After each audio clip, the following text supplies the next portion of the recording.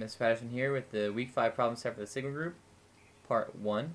Taking a look at problems 1 through 6.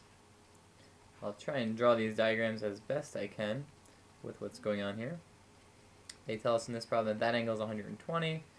They call this 2x plus 20, and they want to know what's the measure of any angle adjacent to the one that's 2x plus 20. Adjacent obviously just means next to.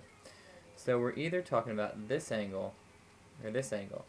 It doesn't really matter which one we think that they're talking about because they are vertical angles, and we know vertical angles are congruent. Now the easy thing is we know that since this angle here, the 120 angles, is obtuse, and the 2x plus 20 is obtuse, that they have to be congruent. Now you have to be careful because they don't want to know what x is in this problem.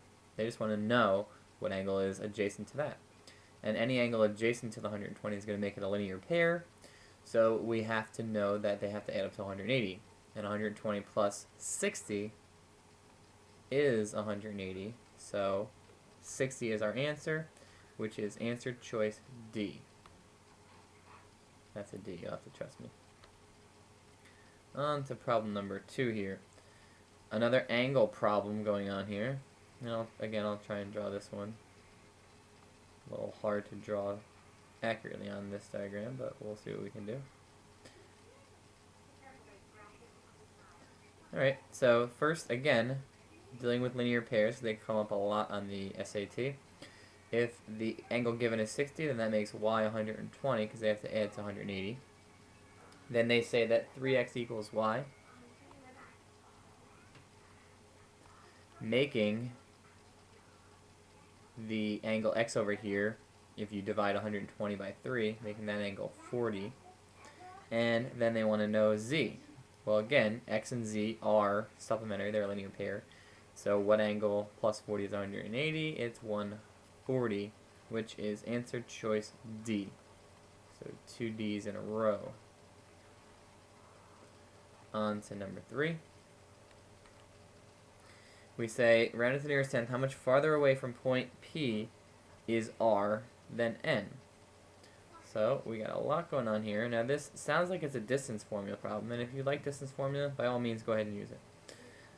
Me personally, I'm more of a Pythagorean theorem guy because it's very visual. So let me put in point P here, which is 2, 4. And then we have N, which is 8, 6. 3, 4, 5, 6, 7, 8. And 3 more. 1, 2, 3. So we have P down here. This is N up here. And point R is way down there. Let's see, we gotta go over 5 and down. 1, 2, 3, 4, 5, 6, 7. 1, 2, 3, 4, 5, 6, 7. So point R is way down there. So we're looking at that distance, which I'm going to make into a right triangle, and we're comparing it to this distance here, and I'll make that right triangle as well. So we start by making the right triangles, and then we say count. Okay, well, this horizontal distance is 6, the vertical distance is 3. And going this way, we have a horizontal distance of 5, and the vertical distance of 11. So we're doing Pythagorean theorem twice here. To get this side, we'll call that C. It's 5 squared plus 11 squared equals C squared. If you do the math there, you get about the square root of 146, which I don't really care exactly what it is right now, but we'll just leave it as that for now. And let's do the C for the upper triangle here, and that's just going to be 3 squared plus 6 squared equals C squared. That's 9 plus 36, or 45. And we just got to square root that. So we want to know what's the difference between them because we want to know how much farther it is to R than it is to N. So when you do the square root of 146, and then you subtract the square root of 45, you get about 5.36. And 5.36 is closest to answer choice B. Okay, so that was a little bit of a long problem, but not necessarily a hard problem. Let's take a look at number 4. Number 4, we're talking about use the coordinates below and find the distance from the midpoint of AB to the midpoint of CD. Again, we have to draw it. This problem sounds a lot harder than I think it really is. We have the points negative 6, 0, 1, 2, 3, 4, 5, 6.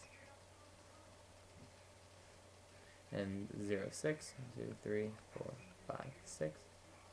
And we want the midpoint of that line.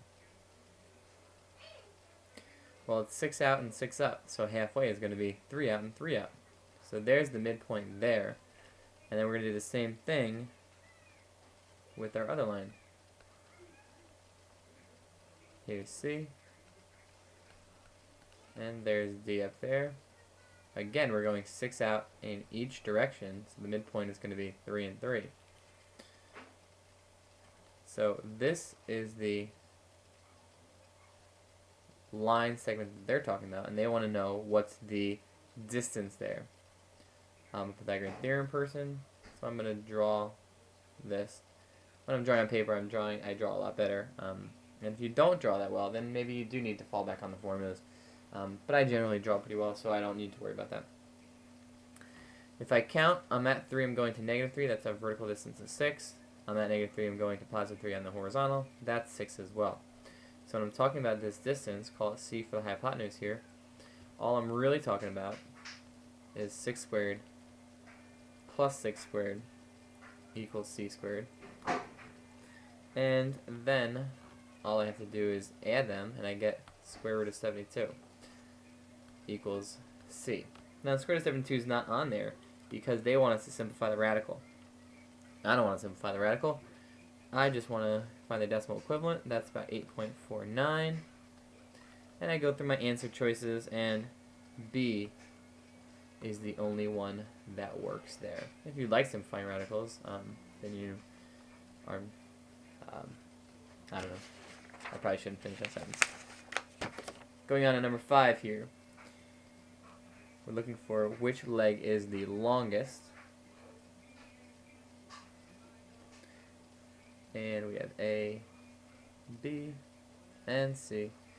And 50 is given, 35 is given. And just by doing some simple subtraction, using the fact that all the interangles add up to 180, this angle here has to be 95.